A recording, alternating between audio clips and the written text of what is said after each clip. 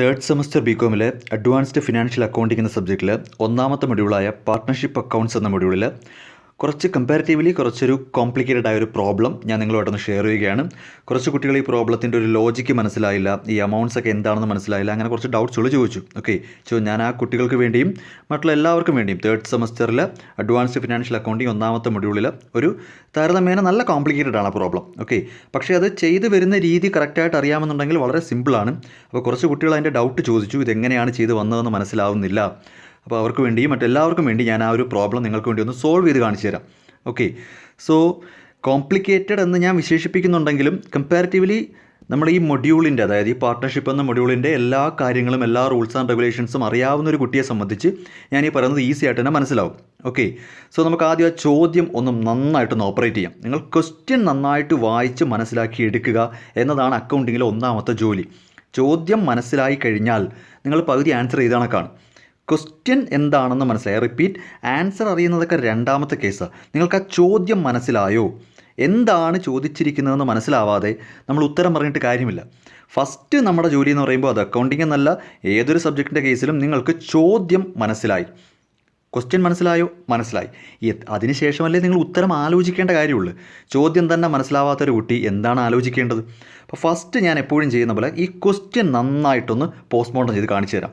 നല്ലതുപോലെ ക്വസ്റ്റ്യൻ ഒന്ന് അനലൈസ് ചെയ്യാം. ഇതാണ് നിങ്ങൾ കുറേ പേര് ഡൗട്ട് ചോദിച്ചാൽ കുറേ പേർക്ക് ചെയ്യാൻ ബുദ്ധിമുട്ടായിട്ട്, അല്ലെങ്കിൽ എന്താ പറയുക, എമൗണ്ട് ഒന്നും മനസ്സിലാവുന്നില്ല എന്ന് പറയപ്പെട്ട ചോദ്യം. അപ്പോൾ നമുക്ക് ആ ചോദ്യത്തിലേക്ക് വരാം, നമുക്ക് ഒരുമിച്ച് ഡിസ്കസ് ചെയ്യാം. അപ്പോൾ ഞാൻ ഈ പറയുന്ന കാര്യങ്ങളെല്ലാം കേട്ട് ഞാൻ അക്കൗണ്ട് വരയ്ക്കാൻ പറയുമ്പോൾ അക്കൗണ്ട് വരച്ച്, എമൗണ്ട് പോസ്റ്റ് ചെയ്യാൻ പറയുമ്പോൾ പോസ്റ്റ് ചെയ്യുക, അല്ലാതെ വെറുതെ കണ്ടുപിടിക്കാൻ നിൽക്കരുത്. ക്വസ്റ്റ്യനിലേക്ക് വരികയാണ്.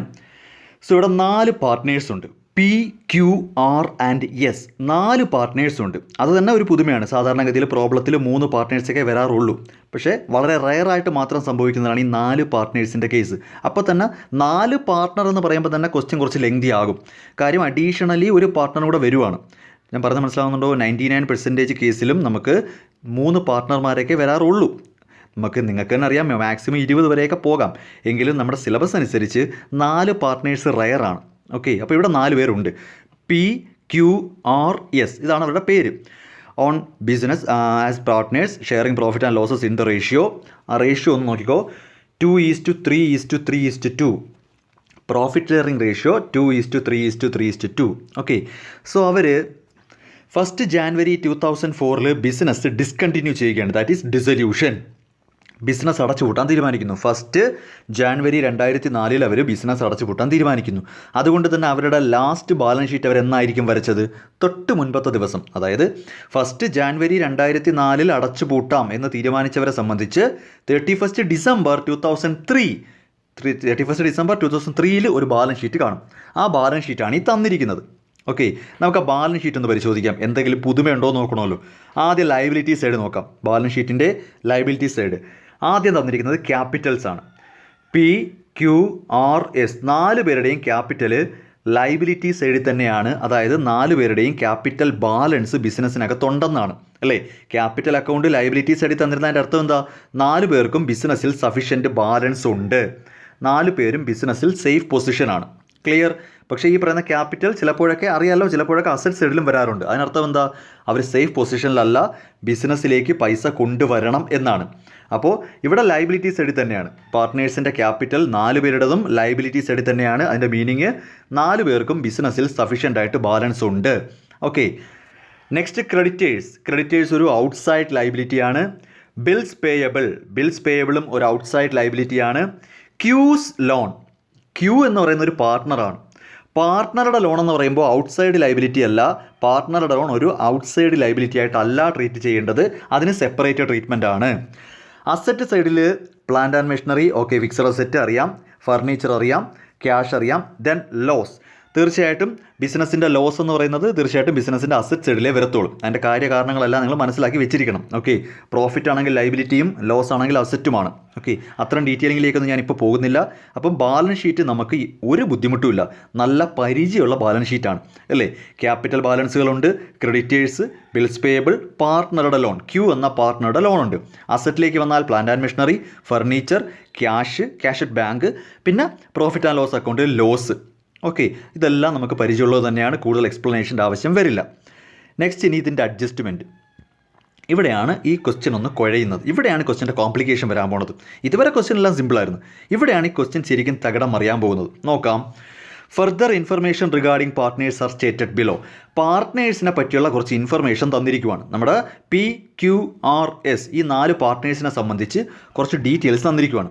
എന്താണ് ഡീറ്റെയിൽസ് എന്ന് ചോദിച്ചു കഴിഞ്ഞാൽ, പ്രൈവറ്റ് എസ്റ്റേറ്റും പ്രൈവറ്റ് ലൈബിലിറ്റിയും. അതുകൊണ്ട് ഉദ്ദേശിക്കുന്നത്, പ്രൈവറ്റ് എസ്റ്റേറ്റ് എന്നുകൊണ്ട് ഉദ്ദേശിക്കുന്നത് അവരുടെ പേഴ്സണലി അവർക്ക് എത്ര പ്രോപ്പർട്ടി ഉണ്ടെന്നാണ്. പേഴ്സണൽ പ്രോപ്പർട്ടി എത്ര ഉണ്ട്, അവർക്ക് പേഴ്സണലി എത്ര ബാധ്യത ഉണ്ട് സ്വകാര്യമായിട്ട്. അതായത് P എന്ന വ്യക്തിക്കും QRS ഈ പറയുന്ന 4 പേർക്കും പേഴ്സണലി എന്ത് സ്വത്തുണ്ട്, അവർക്ക് പേഴ്സണലി എന്തുമാത്രം ബാധ്യതയുണ്ട്, ഇതാണ് ഈ തന്നിരിക്കുന്നത്. ഓക്കെ, പിയുടെ കേസ് നോക്കിയേ.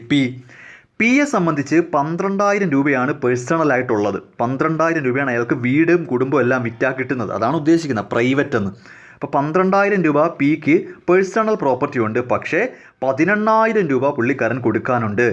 Excess of liability over asset അല്ലേ. ഇവിടെ ലൈബിലിറ്റിയാണ് കൂടുതൽ, അയാളുടെ ബാധ്യതയാണ് കൂടുതൽ, അസറ്റിനേക്കാൾ കൂടുതൽ ബാധ്യതയുണ്ട്. ഓക്കെ, സെക്കൻഡ് സിറ്റുവേഷനിൽ ക്യൂവിന് 22,000 രൂപ പേഴ്സണൽ പ്രോപ്പർട്ടി ഉണ്ട്, 8,000 രൂപ മാത്രമേ ബാധ്യത കൊടുക്കാനുള്ളൂ. ഇതൊക്കെ പേഴ്സണൽ കാര്യങ്ങളാണ് പറയുന്നത്. PQRS ഇവരുടെ ബിസിനസ്സിന് പുറത്തുള്ള വ്യക്തിപരമായ കാര്യങ്ങളാണ്. ദാറ്റ് ഈസ് പ്രൈവറ്റ് എന്ന് പറഞ്ഞാൽ അതുകൊണ്ടാണ് അവരുടെ സ്വകാര്യമായ സ്വത്തിൻ്റെ കാര്യങ്ങളായി പറയുന്നത്. വ്യക്തിപരമായ കാര്യങ്ങളാണ് ഈ പറയുന്നത്. ഓക്കെ, അപ്പോൾ പിക്ക് പ്രൈവറ്റ് പ്രോപ്പർട്ടി 12,000 രൂപയുടെ ഉണ്ട്. പക്ഷേ പ്രൈവറ്റ് പ്രോപ്പർട്ടി 12,000 ഉണ്ടെങ്കിലും അയാൾക്ക് 18,000 രൂപയുടെ ബാധ്യത കൊടുത്തു തീർക്കാനും ഉണ്ട്. ക്യൂവിന് 22,000 രൂപയുടെ പേഴ്സണൽ പ്രോപ്പർട്ടി ഉണ്ട്, 8,000 രൂപയുടെ ബാധ്യതയെ കൊടുക്കാനുള്ളൂ. ആറിന് 6,000 രൂപയുടെ പേഴ്സണൽ പ്രോപ്പർട്ടി ഉണ്ട്, 5,000 രൂപയാണ് അയാളുടെ ബാധ്യത. എസിന് 10,000 രൂപ മാത്രമാണ് പേഴ്സണൽ പ്രോപ്പർട്ടി, 12,000 രൂപയാണ് ഇയാൾക്ക് ബാധ്യത കൊടുക്കാനുള്ളത്. ഓക്കെ, അപ്പോൾ 4 പാർട്ട്നേഴ്സിൻ്റെയും പ്രൈവറ്റ് പ്രോപ്പർട്ടിയുടെ വാല്യൂവും തന്നിട്ടുണ്ട്, അവർക്ക് പേഴ്സണലി ഉള്ള ലയബിലിറ്റിയും തന്നിട്ടുണ്ട്. ഓക്കെ, ഇനി ഞാൻ പറയുന്നത് ശ്രദ്ധിച്ച് കേൾക്കുക. ഈ ഒരു ഇൻഫർമേഷൻ്റെ ബേസിൽ നമുക്ക് പറയാം P ഇൻസോൾവൻ്റ് ആണ്. കാര്യം പിക്ക് 12,000 രൂപയുടെ അസറ്റേ ഉള്ളൂ, 18,000 രൂപയുടെ ബാധ്യതയുണ്ട്. Q സോൾവൻ്റ് ആണ്. R സോൾവൻ്റ് ആണ്. കാര്യം 6,000 രൂപയുടെ അസറ്റ് ഉണ്ടെങ്കിലും 5,000 രൂപയുടെ ബാധ്യതയുള്ളൂ. S ഇൻസോൾവൻ്റ് ആണ്. ഓക്കെ, അപ്പോൾ ഈ ഒരു ചെറിയൊരു പീസ് ഓഫ് ഇൻഫർമേഷൻ വെച്ച് നമുക്ക് പറയാൻ പറ്റുന്നത് എന്താ? P ഇൻസോൾവൻ്റ് ആണ്, Q സോൾവൻ്റ് ആണ്, R സോൾവൻ്റ് ആണ്, S ഇൻസോൾവൻ്റ് ആണ്. പക്ഷേ ഇവിടെയാണ് ഈ ക്വസ്റ്റ്യൻ്റെ ഒരു ട്രിക്ക് കിടക്കുന്നത്. ഈ ഒരു ഇൻഫർമേഷൻ വെച്ച് നമുക്ക് ഇങ്ങനെ പറയുന്നതിനകത്ത് ഒരു ലോജിക്കുമില്ല. നമുക്ക് ഈ തന്നിരിക്കുന്ന ഇൻഫർമേഷൻ വെച്ച് ഓരോ പാർട്ട്നേഴ്സും ഇൻസോൾവൻ്റ് ആണോ സോൾവൻ്റ് ആണോ എന്ന് തീരുമാനിക്കുന്നത് ഇല്ലോജിക്കലാണ്, തെറ്റാണ്. ഞാനിപ്പോൾ ഈ പറഞ്ഞത് പോലും തെറ്റാണ്. P ഇൻസോൾവൻ്റ് ആണ്. അപ്പോൾ നിങ്ങൾ ചോദിക്കും, അല്ല P ഇൻസോൾവൻ്റ് ആണല്ലോ അല്ലേ, 12,000 അല്ലേ ഉള്ളൂ പ്രോപ്പർട്ടി, 18,000 ബാധ്യതയില്ലേ? മൈ ഡിയർ സ്റ്റുഡൻസ്, നിങ്ങൾ മനസ്സിലാക്കേണ്ട കേസ്, ഈ തന്നിരിക്കുന്നത് ഇവരുടെ പേഴ്സണൽ പ്രോപ്പർട്ടിയും പേഴ്സണൽ ലൈബിലിറ്റി അല്ലേ? അതെ, തീർച്ചയായിട്ടും അതെ. അപ്പോൾ അത് വെച്ച് നമ്മൾ വിലയിരുത്തുമ്പോൾ ഒരു കാര്യം മനസ്സിലാക്കേണ്ടത്, P എന്ന് പറയുന്ന പാർട്ട്ണർക്ക് ബിസിനസ്സിൽ സഫീഷ്യൻ്റ് ആയിട്ട് ക്യാപിറ്റൽ ഉണ്ടെങ്കിലോ?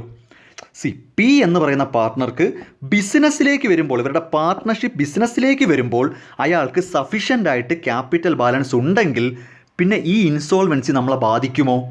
ചിന്തിക്ക്. P പേഴ്സണലി ഇൻസോൾവൻ്റ് ആണ്, ഞാൻ സമ്മതിച്ചു. പക്ഷേ പാർട്ട്ണർഷിപ്പ് ബിസിനസ്സിനെ സംബന്ധിച്ച് Pക്ക് സഫീഷ്യൻ്റ് ബാലൻസ് ആ ബിസിനസ്സിൽ കിടപ്പുണ്ടെങ്കിൽ P ഇൻസോൾവൻ്റ് ആയാലും അല്ലെങ്കിലും ബിസിനസ്സിനെന്താ, ഒരു കുഴപ്പമില്ല. മനസ്സിലായോടോ? ഒരു പാർട്ട്ണർ അപ്പോൾ ഇൻസോൾവൻ്റ് ആണെന്ന് പ്രഖ്യാപിക്കണമെങ്കിൽ നമ്മുടെ ഈ മൊഡ്യൂളിൽ പാർട്ട്ണർഷിപ്പ് ബിസിനസ്സിനെ സംബന്ധിച്ച് ഒരു പാർട്ട്ണർ ഇൻസോൾവൻ്റ് ആണെന്ന് നമുക്ക് തറപ്പിച്ച് പറയണമെങ്കിൽ അയാളുടെ ക്യാപിറ്റൽ ബാലൻസ് ഡെബിറ്റ് ബാലൻസ് ആയിരിക്കണം. അത് ഒന്നാമത്തെ കണ്ടീഷൻ. അതായത് ആ പാർട്ട്ണർ ബിസിനസ്സിലേക്ക് പൈസ കൊണ്ടുവരണം എന്ന സിറ്റുവേഷനിൽ നിൽക്കണം. അതാണ് പറയുന്നത് പാർട്ട്ണറുടെ ക്യാപിറ്റൽ ഡെബിറ്റ് ബാലൻസ് എന്ന്. പുള്ളിക്കാരൻ ബിസിനസ്സിലേക്ക് പൈസ കൊണ്ടുവരാനുണ്ട് എന്ന അവസ്ഥയിൽ എത്തണം. എന്നാൽ പേഴ്സണലി ഒന്നും കൊണ്ടുവരാൻ പറ്റാതെയും വരണം. എങ്കിൽ മാത്രമേ അയാളുടെ ഇൻസോൾവൻസി ബിസിനസ്സിനെ ബാധിക്കത്തുള്ളൂ. അതല്ല, നോക്കൂ ഇവരൊക്കെ പ്രൈവറ്റായിട്ട് മിസ്റ്റർ P പേഴ്സണലി ഇൻസോൾവൻ്റ് ആണ്. പക്ഷേ എങ്ങനെ നമ്മുടെ ബിസിനസ്സിനെ ബാധിക്കുമെന്ന് പറയാൻ പറ്റും? അയാളുടെ ക്യാപിറ്റൽ ബാലൻസ് കണ്ടുപിടിക്കാതെ വല്ലതും പറയാൻ പറ്റുമോ? പറ്റില്ല. അപ്പോൾ ഈ ഓരോ വ്യക്തികളും ഈ തന്നിരിക്കുന്ന ഒരു പീസ് ഇൻഫർമേഷൻ്റെ ബേസിൽ ഇൻസോൾവൻ്റ് ആണെന്നോ അല്ലെന്നോ വിലയിരുത്തരുത്. അവിടെയാണ് നിങ്ങൾക്ക് ആദ്യത്തെ തെറ്റ്. നിങ്ങൾ ഉടനെ ബുക്കിലങ്ങ് എഴുതി വെക്കും P is insolvent. Wait, P personally insolvent ആണ്, ഞാൻ അംഗീകരിക്കുന്നു. പക്ഷേ അത് നമ്മുടെ ബിസിനസ്സിനെ എങ്ങനെ ബാധിക്കും? കാര്യം പിക്ക് സഫീഷ്യൻ്റ് എമൗണ്ട് ബിസിനസ്സിനകത്ത് ഉണ്ടെങ്കിലോ? ഇനി നെക്സ്റ്റ് കേസ് വെറുതെ പറയുവാണേ, ക്യൂ സോൾവൻ്റ് ആണ്, ഹായ് ഹാപ്പി. നിങ്ങളിപ്പോൾ പറയും ക്യൂവിന് ഒരു കുഴപ്പമില്ല, ക്യൂവിന് ഒരു പ്രശ്നമില്ല, സോൾവൻ്റ് ആണെന്ന് പറയും. ഒന്ന് വെയിറ്റ് ചെയ്തേ, എത്ര രൂപയുടെ സോൾവൻസി ഉണ്ട്? ക്യൂ ഇപ്പോൾ സോൾവൻ്റ് ആണെന്ന് നിങ്ങൾ പറയുമല്ലോ. 22,000 രൂപയുടെ പേഴ്സണൽ പ്രോപ്പർട്ടി ഉണ്ട്, 8,000 രൂപ മാത്രമേ കൊടുക്കാനുള്ളൂ. അപ്പോൾ 14,000 രൂപ സഫീഷ്യൻ്റ് ആണ്. 14,000 രൂപ പുള്ളിക്കാരൻ്റെ കയ്യിലുണ്ടല്ലോ എന്നല്ലേ പറയുന്നത്. പക്ഷേ ബിസിനസ്സിലേക്ക് സപ്പോസ് അയാൾ ഒരു 16,000 രൂപ കൊണ്ടുവരാനുണ്ടെങ്കിലോ? ഒന്ന് ആലോചിച്ച് നോക്ക്. ക്യൂ എന്ന് പറയുന്ന ആൾ സോൾവൻ്റ് ആണെന്ന് നിങ്ങൾ പറഞ്ഞാലുള്ള പ്രശ്നം പറയുവാണ്. 14,000 രൂപ അയാളുടെ കയ്യിലില്ലേ എന്നാണ് നിങ്ങൾ ചോദിക്കുന്നത്. സമ്മതിക്കുന്നു.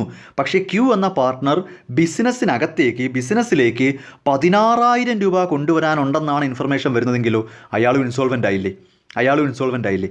അപ്പോൾ ഞാൻ പറഞ്ഞു വരുന്നത്, ഈ ഒരു ഇൻഫർമേഷൻ നിങ്ങളെ മിസ്ലീഡ് ചെയ്യും. ഇത് വെച്ചിട്ടല്ല പാർട്ട്ണറുടെ ഇൻസോൾവൻസി തീരുമാനിക്കേണ്ടത്. അതിന് നമ്മൾ മുന്നോട്ട് കുറേ പോകണം. ഇവിടെയൊക്കെയാണ് ഈ പ്രോബ്ലം നിങ്ങളിട്ട് ഒന്ന് കറക്കുന്നത്. ഓക്കെ, അപ്പോൾ സപ്പോസ് ഈ തന്നിരിക്കുന്ന ഇൻഫർമേഷൻ വെച്ച് നിങ്ങൾ ജഡ്ജ് ചെയ്യാൻ പോയി കഴിഞ്ഞാൽ നിങ്ങൾ തെറ്റും, ഈ കണക്ക് തെറ്റും. സോ ഇത് ജസ്റ്റ് ഒരു ഇൻഫർമേഷൻ മാത്രമാണ്. തൽക്കാലം നിങ്ങളുടെ തലയിലേക്ക് ഒന്ന് എടുത്ത് വെച്ചിരുന്നാൽ മതി, കൂടുതൽ ജഡ്ജ്മെൻ്റ് ഒന്നും നടത്തണ്ട. പിക്ക് 12,000 രൂപയുടെ പേഴ്സണൽ പ്രോപ്പർട്ടി ഉണ്ട്, 18,000 രൂപയുടെ ലൈബിലിറ്റി ഉണ്ടെന്ന് മനസ്സിലാക്കുക. നിങ്ങൾ കൂടുതൽ വിധി എഴുത്ത് നടത്തണ്ട. പി ഈസ് ഇൻസോൾവൻ്റ് എന്ന് എഴുതി വെക്കാൻ വരട്ടെ. QRS ഇവരുടെ എല്ലാം പേഴ്സണലായിട്ടുള്ള പൊസിഷൻ പറഞ്ഞിട്ടുണ്ട്. വെയിറ്റ് എ മിനിറ്റ്, അത് നിൽക്കട്ടെ, അതെന്തിനാണെന്ന് ഞാൻ പറയാം. ഇപ്പോൾ തൽക്കാലം ഇവർ ഇൻസോൾവൻ്റ് ആണെന്നോ അല്ലെന്നോ പറയാൻ പറ്റില്ല. ഇവിടെയാണ് ഒന്നാമത്തെ പോയിന്റ് കിടക്കുന്നത്. ഓക്കെ ആണേ, വെയിറ്റ് ചെയ്യണേ, ഒന്നും പറഞ്ഞോളല്ലേ, ഇപ്പം മുൻവിധികളൊന്നും വേണ്ട. നെക്സ്റ്റ് ലൈനിൽ പറയുന്നത്, അസറ്റ് എല്ലാം കൂടെ 26,000 രൂപയ്ക്ക് റിയലൈസ് ചെയ്തു. ഒറ്റ റിയലൈസേഷനാണ്. അസറ്റ് എല്ലാം കൂടെ എന്തൊക്കെയുണ്ടോ അതെല്ലാം കൂടെ 26,000 രൂപയ്ക്ക് റിയലൈസ് ചെയ്തു. ഓക്കെ, റിയലൈസേഷൻ എക്സ്പെൻസ് ഒരു 1,000 രൂപ. ഇത്രയേ ഉള്ളൂ ക്വസ്റ്റ്യൻ. സത്യത്തിൽ ക്വസ്റ്റ്യൻ ആകെ 2 വരികയേ ഉള്ളൂ. പിന്നെ അതിനകത്ത് എന്താണ് ഇത്ര കോംപ്ലിക്കേഷൻ? ആ കോംപ്ലിക്കേഷനാണ് ഇത്. നിങ്ങളുടെ ആവശ്യമില്ലാത്ത ജഡ്ജ്മെൻറ്റുകളാണ് നിങ്ങളിത് തെറ്റിക്കുന്നത്. ആകെപ്പാടെ തന്നിരിക്കുന്നത് പാർട്ട്നേഴ്സിൻ്റെ കുറച്ച് പേഴ്സണൽ കാര്യങ്ങളും 2 ലൈനും മാത്രം. ഇത്രയും ചെറിയ ചോദ്യം ആദ്യമായിട്ടായിരിക്കും കാണുന്നത്. എന്നിട്ടും ഞാൻ ആദ്യം തന്ന വിശേഷണം തന്നെ കോംപ്ലിക്കേറ്റഡ് ക്വസ്റ്റ്യൻ എന്നാണ്. ഓക്കെ, കോംപ്ലിക്കേറ്റഡ് എന്ന് പറയുമ്പോൾ ഒരുപക്ഷേ എൻ്റെ ക്ലാസ് കേട്ടുകൊണ്ടിരിക്കുന്നത് മിടുക്കന്മാരും മിടുക്കികളും ആണെങ്കിൽ നിങ്ങൾ ചിലപ്പോൾ എന്നെ കളിയാക്കുമായിരിക്കും, ഇതിനകത്തൊന്നും ഒരു കോംപ്ലിക്കേഷനും വന്നില്ലെന്ന്. പക്ഷേ നിങ്ങളുടെ സിലബസ് അനുസരിച്ച് കമ്പാരിറ്റീവ്ലി ഇതാണ് ഏറ്റവും കോംപ്ലിക്കേറ്റഡ്. ഓക്കെ, നിങ്ങൾക്കിത് വളരെ ഈസി ആയിട്ട് തോന്നിയെങ്കിൽ ഓക്കെ, ഗോ ഹെഡ്, കുഴപ്പമില്ല. അപ്പോൾ ഇനി ഇതെങ്ങനെയാണ് സോർട്ട് ഔട്ട് ചെയ്തെടുക്കേണ്ടത്, ഇതെങ്ങനെയാണ് സോൾവ് ചെയ്യുന്നതെന്ന് പറയാം. ഓക്കെ, ഒരിക്കൽ കൂടെ ഞാൻ റിക്വസ്റ്റ് ചെയ്യുകയാണ്, ഏത് പാർട്ട്ണറാണ് ഇൻസോൾവെൻറ്റ്, ഏത് പാർട്ട്ണറാണ് സോൾവെൻ്റ് എന്ന് ഇതുവരെ മനസ്സിലായിട്ടില്ല. ക്വസ്റ്റ്യനിൽ നിന്ന് ഒരു ഹിൻറ്റും കിട്ടിയിട്ടില്ലെന്ന് തന്നെ വിചാരിച്ചു. ഓക്കെ, അതിൻ്റെ എക്സ്പ്ലനേഷൻ ഞാൻ തന്നു കഴിഞ്ഞു. ശരി, ഇനി നമുക്ക് ആൻസറിലേക്ക് കിടക്കാം. ആദ്യം വരയ്ക്കേണ്ടത് റിയലൈസേഷൻ അക്കൗണ്ട് ആണല്ലോ. അതേ, റിയലൈസേഷൻ അക്കൗണ്ട് വരയ്ക്കുമ്പോൾ ആദ്യത്തെ സ്റ്റെപ്പ് എന്താണ്? അസറ്റ് ക്യാൻസൽ ചെയ്യണം. അസറ്റ് ക്യാൻസൽ ചെയ്യുമ്പോൾ ആദ്യത്തെ എൻട്രി എന്താണ്? Realisation account to asset. ഏതൊക്കെ അസറ്റ് ക്യാൻസൽ ചെയ്യാം? ക്യാഷും ബാങ്കും ഒന്നും ക്യാൻസൽ ചെയ്യേണ്ട. ബാക്കിയുള്ള അസറ്റ് എന്ന് പറയുമ്പോൾ പ്ലാന്റ് ആൻഡ് മെഷീനറിയും ഫർണിച്ചറും. പ്ലാന്റ് ആൻഡ് മെഷീനറിയും ഫർണിച്ചറും ബുക്കിലോട്ട് എഴുതിക്കോണേ. റിയലൈസേഷൻ അക്കൗണ്ട് വരച്ച് എഴുത്. പ്ലാന്റ് ആൻഡ് മെഷീനറിയും ഫർണിച്ചറും മാത്രം ഡെബിറ്റ് ചെയ്യും. ഞാൻ പറയുന്ന കാര്യം മാത്രം എഴുതാവേ, ഞാൻ ടിക്ക് ചെയ്യുന്നത് മാത്രം എഴുതിയാൽ മതി. പ്ലാന്റ് ആൻഡ് മെഷീനറിയും ഫർണിച്ചറും ഡെബിറ്റ് ചെയ്തു. അപ്പോൾ അസറ്റ് ക്യാൻസൽ ചെയ്തു. രണ്ടാമത്തെ സ്റ്റെപ്പ് എന്താണ്? എല്ലാ തേർഡ് പാർട്ടി ലൈബിലിറ്റിയും, ഐ റിപ്പീറ്റ്, എല്ലാ തേർഡ് പാർട്ടി അല്ലെങ്കിൽ ഔട്ട്സൈഡ് ലൈബിലിറ്റീസ് ക്യാൻസൽ ചെയ്യുക. ഓൺലി ഔട്ട്സൈഡ് ലൈബിലിറ്റീസ് മാത്രം ക്യാൻസൽ ചെയ്യുക. അപ്പോൾ ക്രെഡിറ്റേഴ്സും ബിൽസ് പേയബിളും ക്യാൻസൽ ചെയ്യും. എൻട്രി എന്താ? ലൈബിലിറ്റീസ് അക്കൗണ്ട് ടു റിയലൈസേഷൻ എന്നാണ് വരേണ്ടത്. അതിൻ്റെ പോസ്റ്റിംഗ് ആണ് നടത്തിയത്. ഓക്കെ, അപ്പോൾ നമ്മൾ എന്തൊക്കെ ചെയ്തു?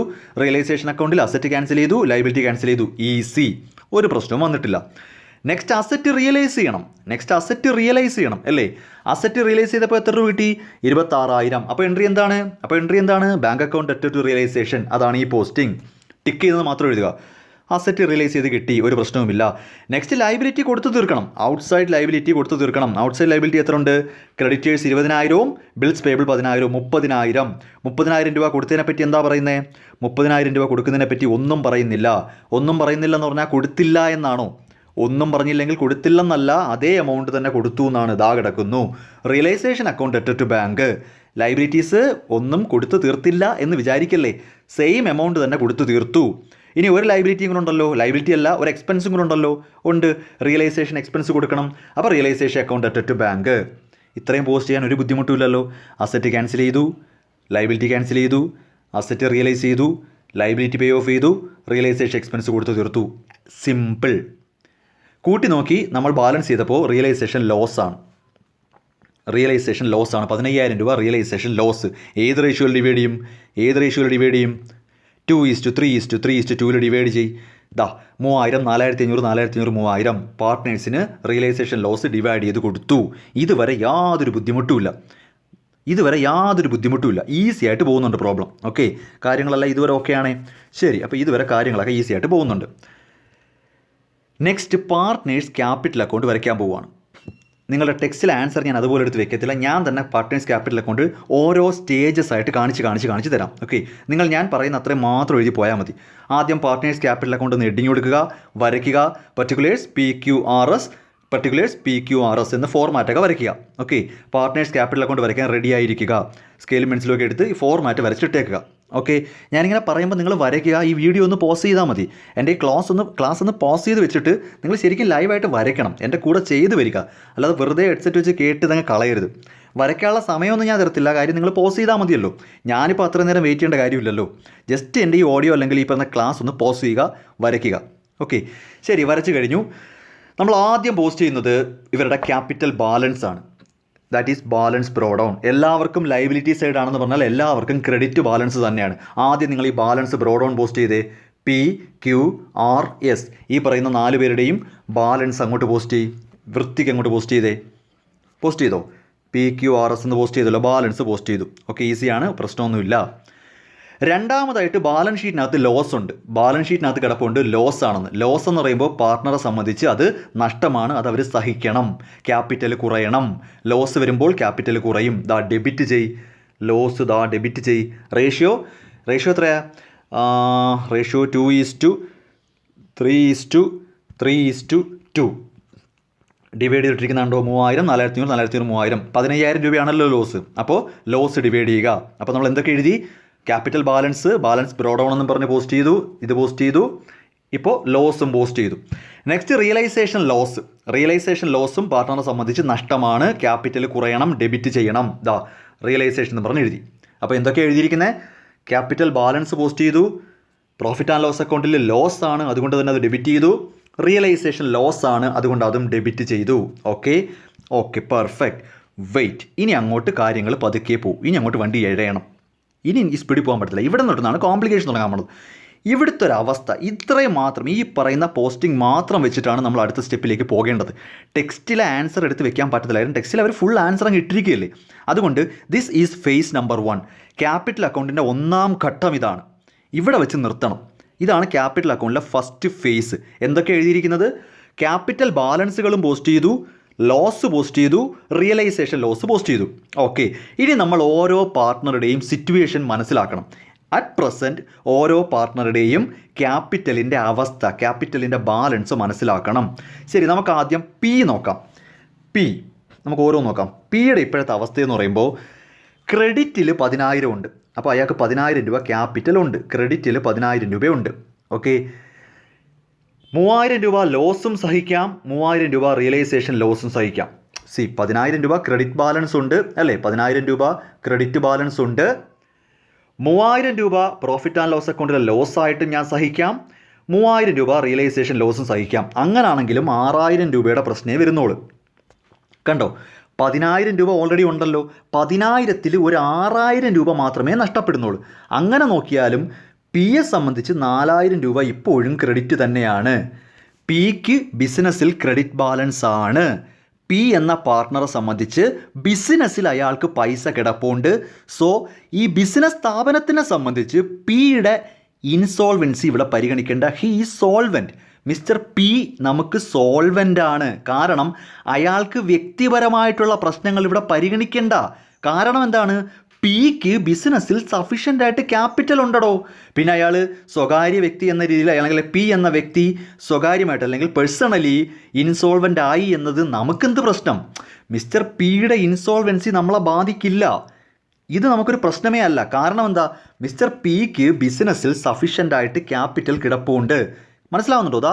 ക്ലിയർ ആയി പറഞ്ഞത്. 10,000 രൂപ ക്രെഡിറ്റ്, 6,000 രൂപയല്ലേ ഡെബിറ്റ് ചെയ്യുന്നുള്ളൂ. അങ്ങനെ നോക്കിയാൽ 4,000 രൂപ ഇപ്പോഴും അയാളുടെ കയ്യിലുണ്ട്. So mister P is not an insolvent.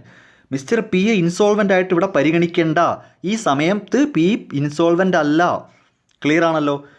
അപ്പോൾ പി ഇൻസോൾവൻ്റ് അല്ല, പി ഇൻസോൾവൻ്റ് അല്ല, ഇവിടെ ഇപ്പോൾ ഇൻസോൾവൻ്റ് അല്ല. ഇനി ക്യൂ ഓക്കെ. ക്യൂവിന് എത്ര രൂപയാണ് ബാലൻസ് ഉള്ളത്? ക്യൂവിൻ്റെ ബാലൻസ് 4000 രൂപയാണ് ക്യാപിറ്റൽ ബാലൻസ് ഉള്ളത്. കണ്ടല്ലോ, 4000 രൂപ. 4500 രൂപ ലോസ് സഹിക്കണം, 4500 രൂപ റിയലൈസേഷൻ ലോസ് സഹിക്കണം. അങ്ങനെ മൊത്തം 9000 രൂപ. ആകെ 4000 രൂപ കയ്യിലുണ്ട്. 9000 രൂപ സഹിക്കണമെന്ന് പറഞ്ഞാൽ 5000 രൂപ ഡെബിറ്റ് ബാലൻസ് ആയിട്ട് വരും. അയാൾ ബിസിനസ്സിലോട്ട് പൈസ കൊണ്ടുവരണം. മിസ്റ്റർ ക്യൂവിൻ്റെ സിറ്റുവേഷൻ മനസ്സിലായോ? 4000 രൂപ ക്യാപിറ്റൽ ബാലൻസ് ഉണ്ട്, പക്ഷേ 9000 രൂപ പുള്ളിക്കാരൻ സഹിക്കണം. 9000 രൂപ പുള്ളിക്കാരൻ സഹിക്കണം. അപ്പോൾ 5000 രൂപയും കൂടെ അയാൾ ബിസിനസ്സിലേക്ക് കൊണ്ടുവരണം. 5000 രൂപയും കൂടെ അയാൾ ബിസിനസ്സിലേക്ക് കൊണ്ടുവരണം. ഓക്കെ ആണല്ലോ. പക്ഷേ ഒന്ന് ചോദിച്ചോട്ടെ, ക്യൂ ആയിട്ട് ബന്ധപ്പെട്ട് വേറൊരു ഇൻഫർമേഷൻ ഇല്ലേ? അതാണ്, ക്യൂ ഒരു 5000 രൂപ ലോൺ ഈ ബിസിനസ്സിന് കൊടുത്തിട്ടുണ്ട്. ക്യൂ എന്ന് പറയുന്നയാൾ ഒരു 5000 രൂപ ലോൺ ഈ ബിസിനസ്സിലേക്ക് കൊടുത്തിട്ടുണ്ട്. അങ്ങനെ നോക്കുമ്പം ഈ പറയുന്ന 5000 രൂപ കൊണ്ടുവരണം എന്ന് പറയുന്നത് വലിയൊരു സംഭവമൊന്നുമല്ല. കാര്യം ക്യൂവിൻ്റെ പേരിൽ ഒരു 5000 രൂപ ബിസിനസ്സിൽ കിടപ്പുണ്ട്. ഇതല്ലാതെ മനസ്സിലാവുന്നില്ലേ? അതങ്ങ് അഡ്ജസ്റ്റ് ചെയ്താൽ മതി. അങ്ങനെ വരുമ്പോൾ ക്യൂ പേഴ്സണലി നോക്കാതെ തന്നെ നമുക്കിവിടെ പറയാം ഇൻസോൾവൻ്റ് അല്ല. അയാൾക്ക് പേഴ്സണൽ പ്രോപ്പർട്ടിയൊക്കെ ഒരുപാടുണ്ട്, അങ്ങനെ നോക്കിയാലും ഇൻസോൾവൻ്റ് അല്ല. ക്യൂ എല്ലാം കൊണ്ടും ഓക്കെയാണ്. ക്യൂവിൻ്റെ അവസ്ഥ വളരെ വളരെ സേഫാണ്. പേഴ്സണലിയും പൈസയുണ്ട്, പക്ഷേ ഇതല്ലല്ലോ. പേഴ്സണലി നോക്കണ്ട, ബിസിനസ്സിന് പുറത്തേക്ക് ചിന്തിക്കാറായിട്ടില്ലല്ലോ. നോക്ക്, ക്യൂവിൻ്റെ ബിസിനസ്സിൽ 4000 രൂപ ബാലൻസ് ഉണ്ട്. നിങ്ങൾ അങ്ങനെ ചിന്തിക്കുക. നിങ്ങൾ ഒന്ന് പറഞ്ഞ് രണ്ടാമത്തേന് ഈ പറയുന്ന അഡ്ജസ്റ്റ്മെൻറ്റ് കണ്ട് ഞെട്ടയൊന്നും വേണ്ട. ഇതൊന്നും എടുക്കാറൊന്നും ആയിട്ടില്ല. ക്വസ്റ്റ്യനിൽ അങ്ങനെ പലതും കാണിക്കും. ഓക്കെ, ജസ്റ്റ് നോക്ക്. ക്യൂവിൻ്റെ കേസ് കൂടെ പറഞ്ഞുതരാം. ക്യൂവിന് 4000 രൂപ ബാലൻസ് ഉണ്ടല്ലോ, ഉണ്ട്.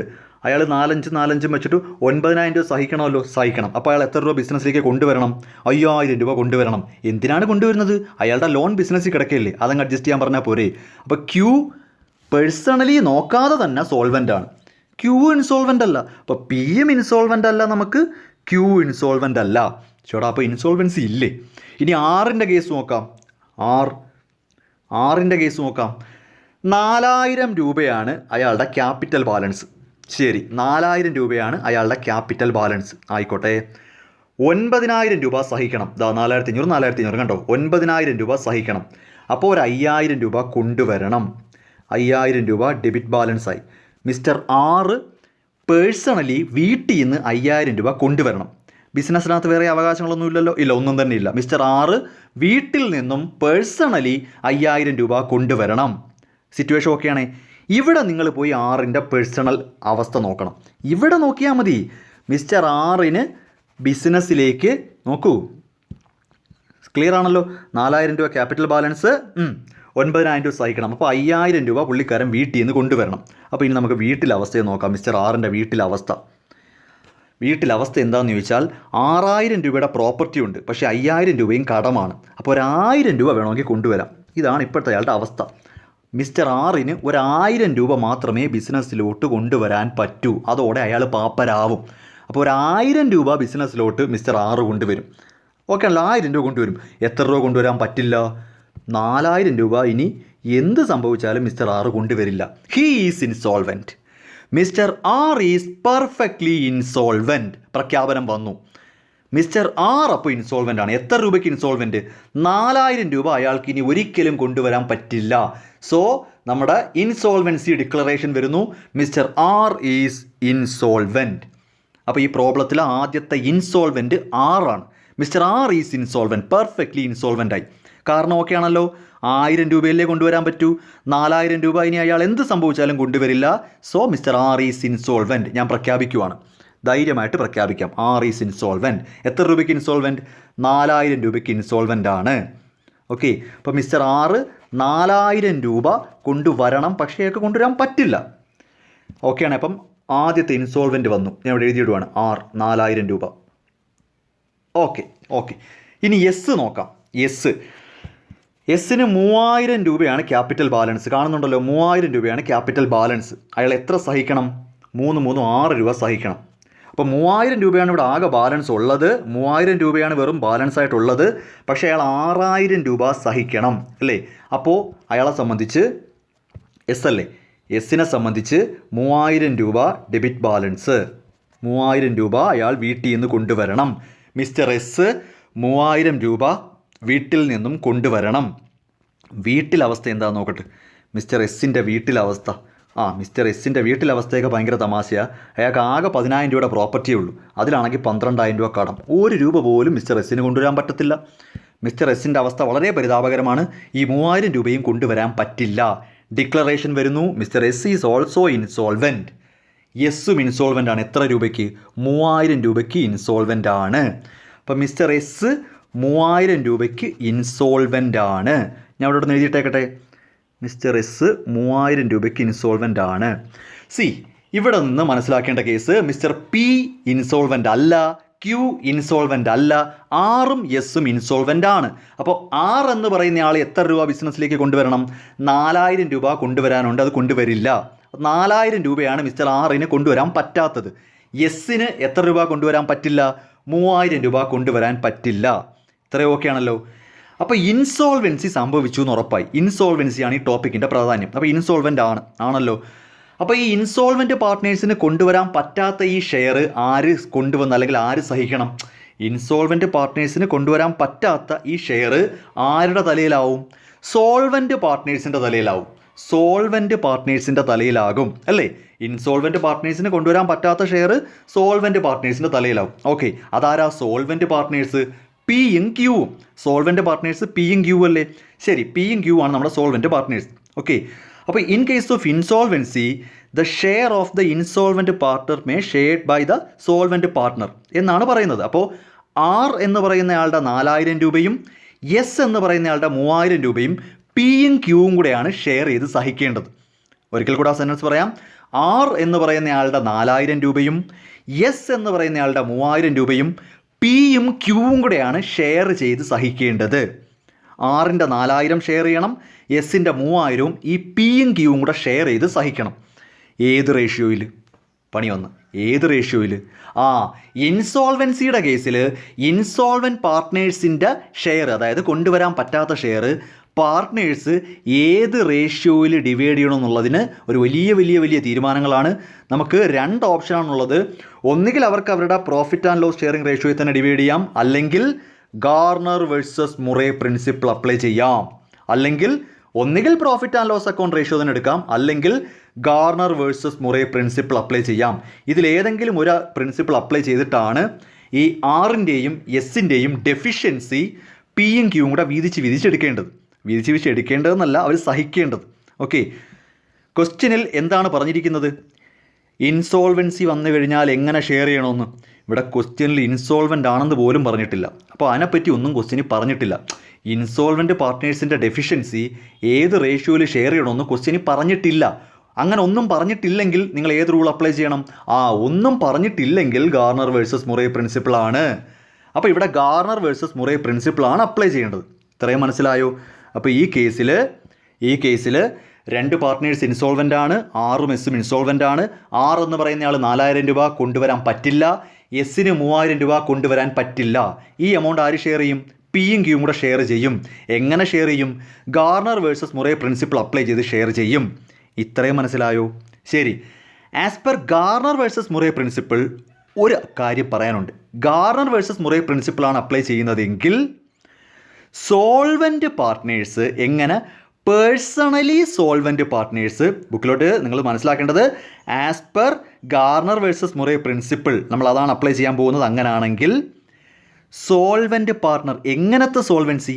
Personally solvent partner. Personally, I repeat personally solvent partners അവരുടെ റിയലൈസേഷൻ ലോസ് ക്യാഷ് ആയിട്ട് കൊണ്ടുവരണം. ഇത് റൂളാണ്.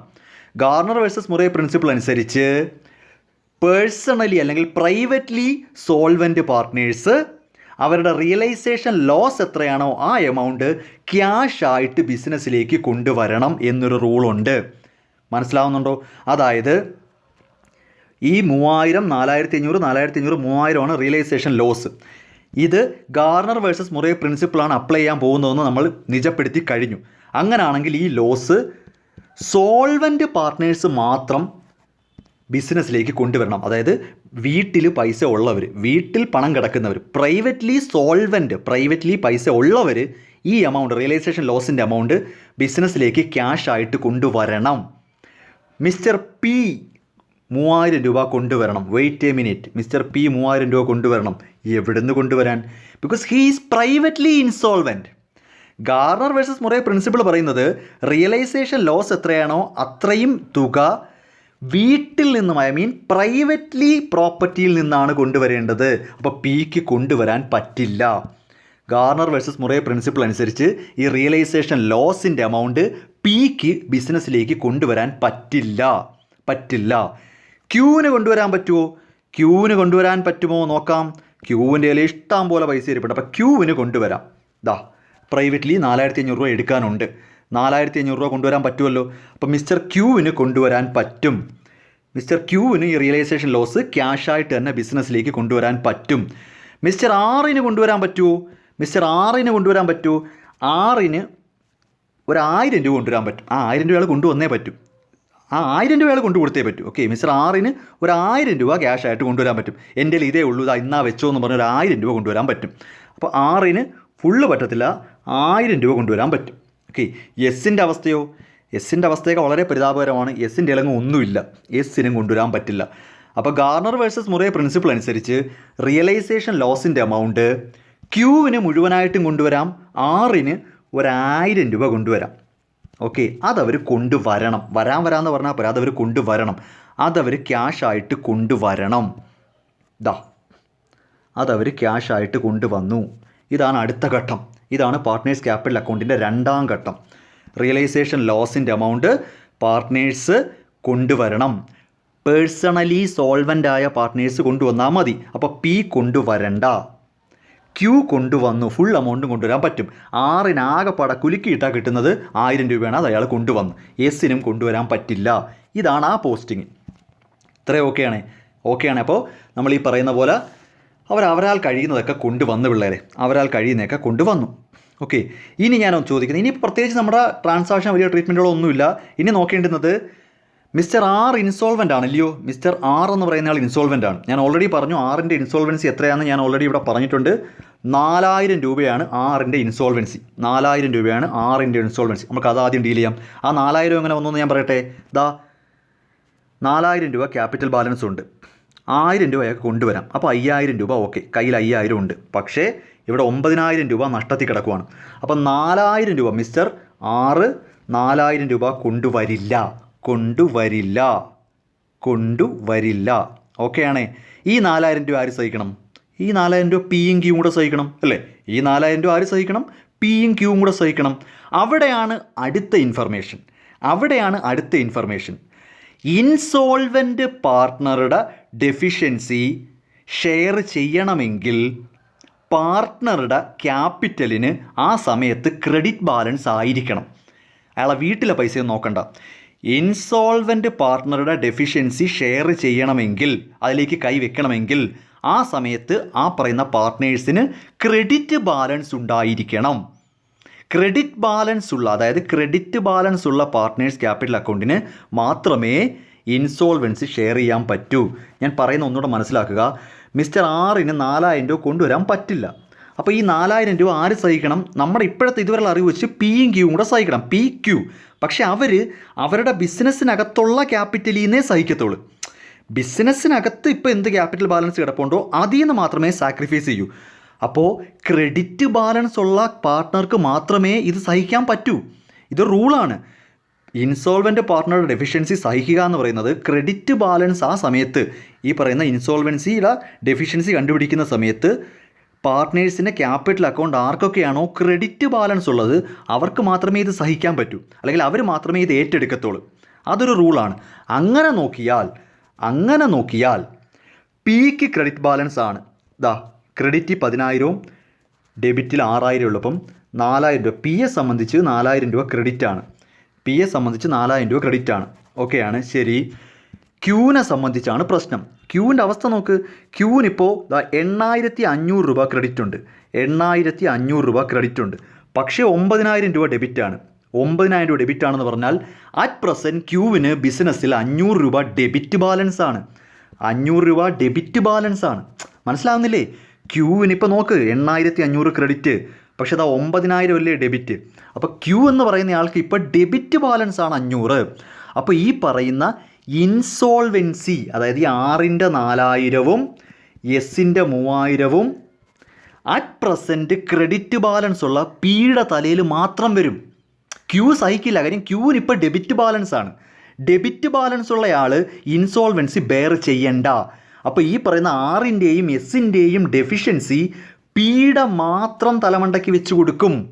മനസ്സിലായോ? പിയുടെ മാത്രം തലയിലാണ് വെച്ച് കൊടുക്കുന്നത്. ഇതാ ഇങ്ങനെ കണ്ടോ, 6ൻ്റെ എസിൻ്റെയും ഡെഫിഷ്യൻസി പിയുടെ ക്യാപിറ്റലിൽ നിന്ന് എടുത്തും കൊടുത്ത്, പീസ് ക്യാപിറ്റൽ എന്ന് പറഞ്ഞ് 4,000 3,000. അതുപോലെ തന്നെ 6നും എസിനും വേണ്ടി ഞാൻ ത്യാഗം ചെയ്തു എന്ന് പറഞ്ഞ് പിയുടെ ക്യാപിറ്റലിൽ നിന്ന് കുറയുകയും ചെയ്യും. At A time 2 posting. മനസ്സിലായോ? 6 എന്ന് പറയുന്ന പാർട്ട്ണർ 4,000 രൂപ കൊണ്ടുവരാൻ പറ്റില്ല. എസ് എന്ന് പറയുന്ന പാർട്ട്ണർ 3,000 രൂപ കൊണ്ടുവരാൻ പറ്റില്ല. അതാര് സഹിക്കണം? പിയും ക്യൂ എന്നാണ് നമ്മൾ പറഞ്ഞുകൊണ്ടിരുന്നത്. പക്ഷേ അവിടെ ഒരു പരിശോധന നടത്തിയപ്പോൾ ക്യൂവിന് ഇപ്പോൾ ഡെബിറ്റ് ബാലൻസ് ആണ്. അയാളെ വീട്ടിൽ പൈസ ഉണ്ടോ എന്നുള്ളത് നമ്മൾ നോക്കണ്ട. ബിസിനസ്സിനകത്തുള്ള ക്യാപിറ്റലിൽ നിന്നേ സഹിക്കത്തുള്ളൂ. സോ അറ്റ് പ്രസൻറ്റ് ഇതെല്ലാം പിയുടെ തലവേല വെച്ച് കൊടുക്കണം. അയ്യോ കഷ്ടം, ഇതെല്ലാം പി തന്നെ സഹിച്ചേ പറ്റൂ. ഇപ്പോൾ അറ്റ് പ്രസൻറ്റ് ഈ പറയുന്ന 6ൻ്റെയും എസിൻ്റെയും ഡെഫിഷ്യൻസി പി തന്നെ സഹിക്കണം. പിയുടെ ക്യാപിറ്റലിൽ നിന്ന് 6നും എസിനും ഇട്ടുകൊടുത്തു. അതോടൊപ്പം തന്നെ 6ൻ്റെ എസിൻ്റെയും ക്യാപിറ്റൽ എന്ന് പറഞ്ഞ് പിയുടെ നിന്ന് കുറയ്ക്കുകയും വേണം. പി സഹിച്ചു എന്ന് പറഞ്ഞാൽ 6നും എസിനും കിട്ടി, അത് പിയുടെ നിന്ന് പോവുകയും വേണം. ഇതാണ് ആ എമൗണ്ടുകളുടെ അർത്ഥം. ഓക്കെ ആണല്ലോ? ശരി. പക്ഷേ വീണ്ടും ടിസ്റ്റോട് ടിസ്റ്റാണേ. ഇപ്പോൾ പി എന്ന് പറയുന്നയാൾക്ക് 10,000 രൂപ ക്രെഡിറ്റ് ആയിരുന്നു. മര്യാദയ്ക്ക് ഇന്നൊരു ചെറുക്കനാ. പിക്ക് 10,000 രൂപ ക്രെഡിറ്റ് ആയിരുന്നു. 3,000 6,000 രൂപ നഷ്ടമേ ഉള്ളായിരുന്നു. അതിൻ്റെ മുകളിലാണ് ഒരു 7,000 രൂപയുടെ കൊണ്ടുവന്ന് തലയിൽ വെച്ച് കൊടുത്ത്. മനസ്സിലാവുന്നുണ്ടോ? 10,000 രൂപ ക്രെഡിറ്റ് ഉണ്ടെന്നും പറഞ്ഞാണ് ഈ പറയുന്ന 2 ബാധ്യത എടുത്ത് തലയിൽ വെച്ച് കൊടുത്തത്. ഇപ്പോഴത്തെ അവസ്ഥ എന്താ? പിക്ക് 10,000 ക്രെഡിറ്റ് ആയിക്കോട്ടെ, പക്ഷേ ഇവിടുത്തെ ഡെബിറ്റ് എന്തുവാ? 3 6,000 10,000 13,000 രൂപ ഡെബിറ്റ് ദേ കിടക്കുന്നത്. പിക്ക് ഇപ്പം ബാലൻസ് ചെയ്താൽ 3,000 രൂപ ഡെബിറ്റ് ബാലൻസ് ആയിപ്പോയി. ഈ കളി കളിച്ചപ്പം പിക്ക് 3,000 രൂപ ഡെബിറ്റ് ബാലൻസായി. അത് അയാൾ ഇനി വീട്ടിൽ നിന്ന് കൊണ്ടുവരണം. മിസ്റ്റർ പി 3,000 രൂപ ഇനി വീട്ടിൽ നിന്ന് കൊണ്ടുവരണം. വീട്ടിൽ നിന്ന് കൊണ്ടുവരാനോ? അതിന് അയാളെ വീട്ടിൽ എന്തിരിക്കുന്നു? മിസ്റ്റർ പിയുടെയിലൊന്നുമില്ല. മിസ്റ്റർ പിയുടെയിൽ കൊണ്ടുവരാൻ ഒന്നുമില്ല. 3,000 രൂപ പി കൊണ്ടുവരണമെന്ന് പറയുന്നു. അയാളുടെ കയ്യിൽ ഇനി ഒന്നുമില്ല. അപ്പോൾ ഈ പറയുന്ന പി കൊണ്ടുവരണമെന്ന് പറയുന്ന 3,000 ഇനി ഒന്നും ചെയ്യാനില്ല. പിക്ക് 3,000 കൊണ്ടുവരണം. അയാളുടെ കയ്യിൽ വല്ലതും ഉണ്ടോ കൊണ്ടുവരാൻ? ഇല്ല. ഇനി ഈ 3,000 രൂപ ആര് തന്നെ സഹിക്കണം? ഫൈനലി എല്ലാം കഴിഞ്ഞ് അങ്ങേ അറ്റം എത്തിപ്പോയി. പിയെ സംബന്ധിച്ച് എല്ലാ വേലയും ഞങ്ങൾ നോക്കി. പിയുടെ തലയിലൊക്കെ വെച്ച് കൊടുത്തു. ഡെഫിഷ്യൻസിയൊക്കെ പിയുടെ തലയിൽ വെച്ച് കൊടുത്തു. അവിടെ എല്ലാം റൂള് കറക്റ്റായിട്ട് അപ്ലൈ ചെയ്തു. ഒരു തെറ്റും വരുത്തിയിട്ടില്ല. പക്ഷേ ആ ഒരു ടൈമിൽ ഇതെല്ലാം കൂടെ പി സഹിച്ചപ്പം പിക്ക് 3,000 രൂപ ഡെബിറ്റ് ബാലൻസായി. ഈ 3,000 രൂപ ആര് കൊണ്ടുവരണം? പി കൊണ്ടുവരണം. പിയുടെ കൊണ്ടുവരാനില്ല. അതുകൊണ്ട് തന്നെ ഈ 3,000 രൂപ ഇനി ഫൈനലി ക്യൂ തന്നെ സഹിക്കണം. ഇനി ഇത് ക്യൂവിൻ്റെ തലയിൽ വെച്ച് കൊടുക്കാനേ പറ്റൂ. ക്യൂ തന്നെ സഹിക്കണം. അതിന് മുൻപായിട്ട് ക്യൂ സഹിക്കണം സമ്മതിച്ചു. അപ്പോൾ ക്യൂ പറയുവാണ് ദൈവം ഇനി 3,000 രൂപ ഞാൻ സഹിക്കണം. അത് ഇയാൾ സഹിക്കണം. ഒരു കാര്യം ചെയ്യും, എൻ്റെ ആ ലോണിങ് തന്നേരാം. എൻ്റെ ആ ലോൺ അങ്ങ് ക്രെഡിറ്റ് ചെയ്തേരാം. എൻ്റെ അവകാശമാണല്ലോ. അപ്പോൾ ഉടനെ തന്നെ ഇത് കേട്ട മതി കേൾക്കാത്ത മതി ക്യൂ അയാളുടെ ലോൺ അങ്ങ് ക്രെഡിറ്റ് ചെയ്യിപ്പിക്കും. എൻ്റെ വല്ല ഉണ്ടോ എന്ന് നോക്കട്ടെ. ഇനിയിപ്പോൾ 3,000 രൂപ ഞാൻ തന്നെ സഹിക്കണ്ടേ? ഒരു കാര്യം ചെയ്യട്ടെ, ഞാനൊരു ലോൺ തന്നിട്ടില്ലേ, അതിങ്ങ് തിരിച്ചതാ. ആ ലോണും കൂടെ ക്രെഡിറ്റ് ചെയ്യും. അപ്പോൾ ക്യൂസ് ലോൺ അങ്ങ് ക്രെഡിറ്റ് ചെയ്യിപ്പിക്കും. ക്യൂവിൻ്റെ ലോൺ അയാളുടെ അക്കൗണ്ടിൽ ക്രെഡിറ്റ് ചെയ്യിപ്പിക്കും. ഓക്കെ. എന്നിട്ട് പി എന്ന് പറയുന്ന ആളൊരു 3,000 രൂപ കൊണ്ടുവരാനുണ്ടല്ലോ. അതിനി ക്യൂ സഹിക്കും. ഇപ്പോൾ ക്യൂയുടെ ക്യാപിറ്റലുണ്ട്. ക്യൂവിൻ്റെ ക്യാപിറ്റലുണ്ട് പിള്ളേരെ. അയ്യോ, ആ ലോൺ ക്രെഡിറ്റ് ചെയ്യിപ്പിച്ചില്ലേടോ. ആ ലോൺ ക്രെഡിറ്റ് ചെയ്യിപ്പിച്ചപ്പോഴത്തേക്ക് വീണ്ടും ക്യൂവിൻ്റെ ക്യാപിറ്റൽ ക്രെഡിറ്റ് ആയില്ലേ. അതായത് ക്യൂസ് ലോൺ ഫൈനലി, അതായത് ക്യൂസ് ലോൺ എന്ന് പറയുമ്പോൾ അവസാന കൈ പ്രയോഗമാണ്. ക്യൂവിൻ്റെ ലോൺ ക്രെഡിറ്റ് ചെയ്യിപ്പിക്കുമ്പം നോക്ക് ക്യൂവിൻ്റെ ലോൺ ക്രെഡിറ്റ് ചെയ്യിപ്പിക്കുമ്പോൾ അവസ്ഥ എന്താ? ഇതൊന്ന് കൂട്ടി നോക്കിയേ. 5 4 9 13,500 അല്ലേ?